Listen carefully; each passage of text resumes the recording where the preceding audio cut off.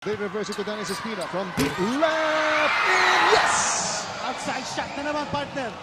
Oh, pagsak Pwede, na naman si pagsak na Ronnie naman si Ron. Masano. Pagsak na naman si Jesus Cesar. Two Masama players na at talaga all. to. And Dwight Lato firing. Will it count from deep left?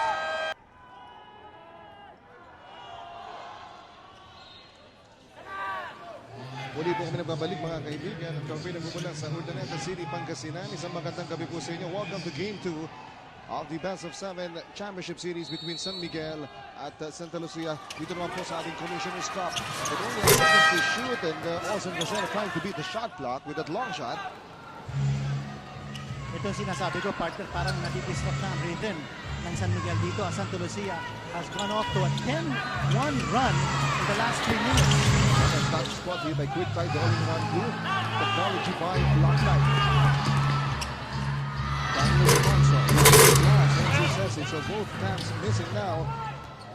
Alam mo, partner, pigil sila eh. When San Miguel goes over to that front court, ayaw nilang tumakbo because they might slip. And here's Ansu Sese against Freddy Abuda. Ansu. Magsana firing three-pointer. Yes! Umuulan din ang three-pointer. Wala Ito yung naman sa sinasabi kampo ng natin. Santa Lucia. Yes, and tabla na tayo ngayon, partner. Again, because of the good outside shooting of Santa Lucia. Very clearly, alam nila kung anong gusto sabihin ng O sa ating SOS. Yes, outside shooting. Yun po binabagin ni Quinito early on sa ating pre-game. And here's also Rosella firing. Now San Miguel Beer is missing. Nung game mo natin yung second quarter, nakuha yun ng San Miguel behind the guns of Freddy Abuda and then Nick Velasco with the 11-point win center. Ngayon, ang second quarter, kinukuha ng Santa Lucia. Kristan missing.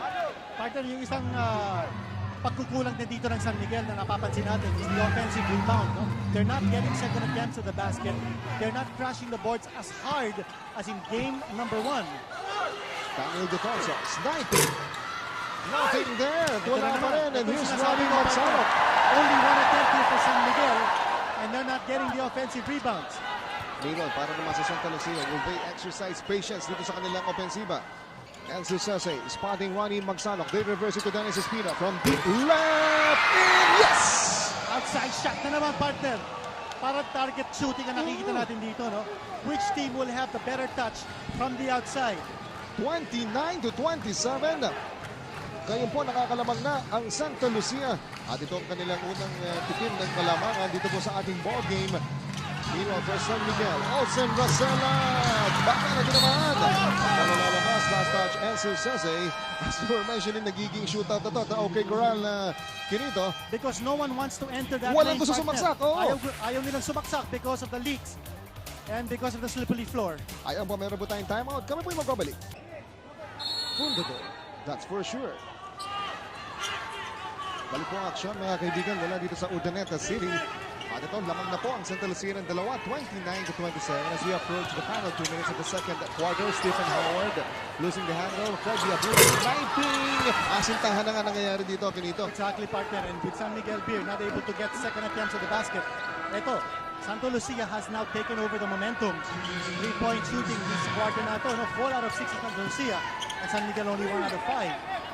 Mataas ang percentage ng Santa Lucia dito. Again, they're going for the outside shot. To Kristan dropping it to Marlo Aquino. 2-5 underneath. Only a second to shoot. And Marlo Aquino mabot ng kaplatuhan ng Santa Lucia. So turnover.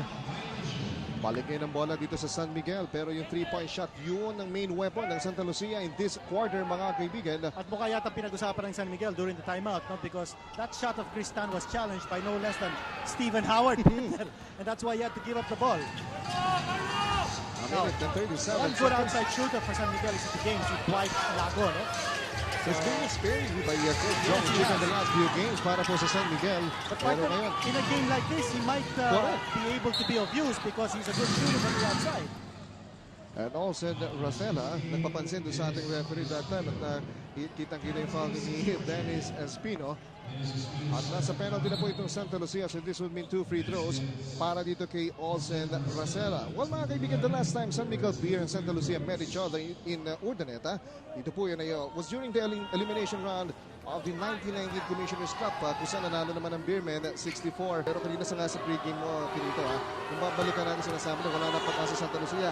Aba, kung maalala niyo po, ang huling tumalo sa San Miguel dito po sa kompetensa natin ay walang iba kundi Santa Lucia. Exactly. Sa Inares Gym ginawa At sa basta ating yung po, no? 28-point blowout in game number 1.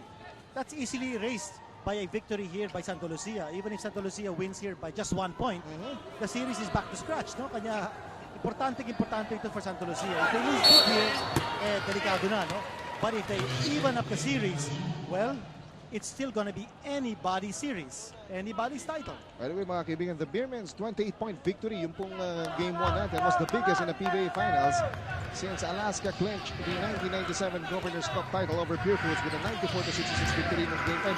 So, napakalaking boost yun para sa San Miguel. Pero look at the field goal numbers this quarter. Santa Lucia, well over 50% ang kanilang shooting. 20% shooting ang San Miguel, no? So talagang bumaba ang percentage ng San Miguel from the field. Ayan po, at silent throw for Santa Lucia. We're approaching the final minute of the second quarter. Dennis Espino digging in. Dennis Espino turnaround shot. Nothing there. Stephen Howard. And bakit sa pagkakas ng rebound that time. Olsen Rosella setting the table for San Miguel. Trying to spot it to Stephen Howard. And now Howard has the ball. There's a double team by Sese. Freddy Abuda. Sidestepping move. At again, pagdating po nila doon sa may bandang right quarter court, umi-slow down itong atake ng San Miguel Beer. Only 35 seconds left to play dito po sa ating second quarter. And si Jose almost bobbling. Marlo Pino getting it. And Marlo Pino is sliding in for 2 points. And Marlo Pino, mga kaibigan, yun po, meron ng siyam na puntos. And heads up play by Cisse, partner. No, he almost bobbled the ball at the sideline, pero nakita niya, libre-libre si Marlo Aquino sa loob. Let's see, ito sa huling tira ng San Miguel in this quarter. Only 5 seconds to shoot. Olsen. Pagsak na naman si Ronnie Magsano. Pagsak na naman si Enzo Sese. Masama na talaga to.